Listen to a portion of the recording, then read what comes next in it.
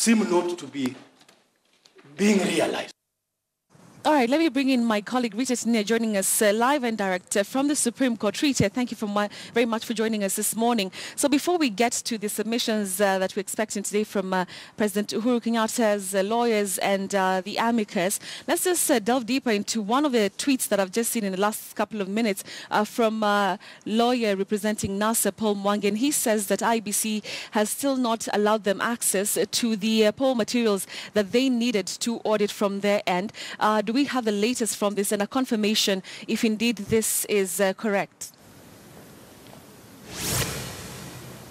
Well, that is the word we are getting. We are being told that the IEBC did not grant the access that the court ordered. And so, Betty, this morning, the session with Uhuru Kenyatta's lawyers, Fred Ngatia and Ahmed Nasir Abdullahi, was to start at 11 a.m. But we understand that the NASA team will be moving a contempt of court before the judges here, saying the IEBC did not allow them the access they were to have, bearing in mind that they were to look at the IEBC systems and make a report which they were to present before court by this evening. And if I could just go through that text, Paul Mwangi says at IEBC, and that was at 26 minutes past 3 a.m. this morning, at IEBC we've been stonewalled, no read-only access. They want to give already printed logs. It's back to court in the morning. So this morning, that may be the first thing on the agenda for the NASA team before the court,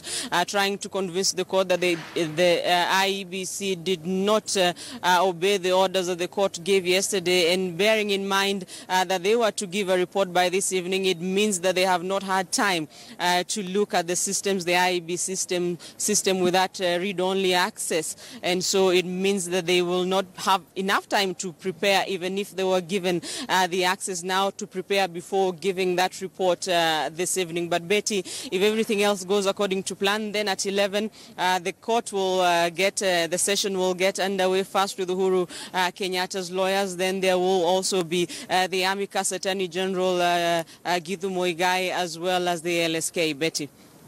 All right, Rita, the other thing, just before maybe we get into the submissions we're waiting for today, IEBC, on the other hand, our Murimi Mwangi was able to speak to a few officials there, and they're saying that whatever Paul Mwangi has tweeted is not correct, and indeed that they have been granted access as per that ruling that was made yesterday. I don't know if you've been able to get the same information from IEBC in regards to this. Well, that is what they are telling our colleague there, Murimi Mwangi, but I guess all will come to the fore before the court this morning. They will be able to tell their positions before the judges. NASA will give their position. What they're saying is they were denied the access. The IEBC, on the other hand, saying they gave them the access. So before the court, perhaps the issue will be how much access were they given, if they were given any access at all, Betty. All right, so looking forward into this day of the Supreme Court, what are we expecting from President Uhuru Kenyatta's lawyers, together with the amicus Githu Muigai and the LSK?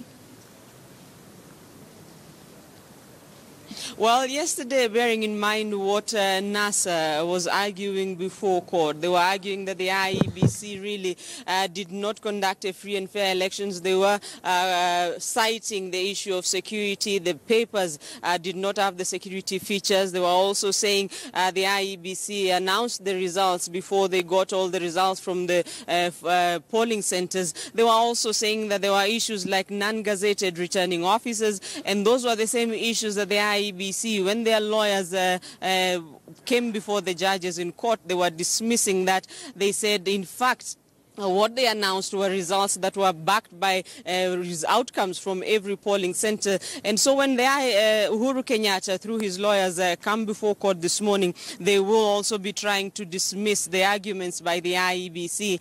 Remember, Uhuru Kenyatta, yesterday NASA was claiming that the IEBC was using an error-adjusted formula to give the president a lead ahead of Raila Odinga. And so we'll be expecting that the Uhuru Kenyatta lawyers, they will not be, I would say, Betty, trying to dismiss that. That is the work of the IEBC, the figures and all. But according to them, they are in office. They were sworn in by the electoral body that has been appointed under the law. And that is the position that they will be trying to argue this morning. Betty.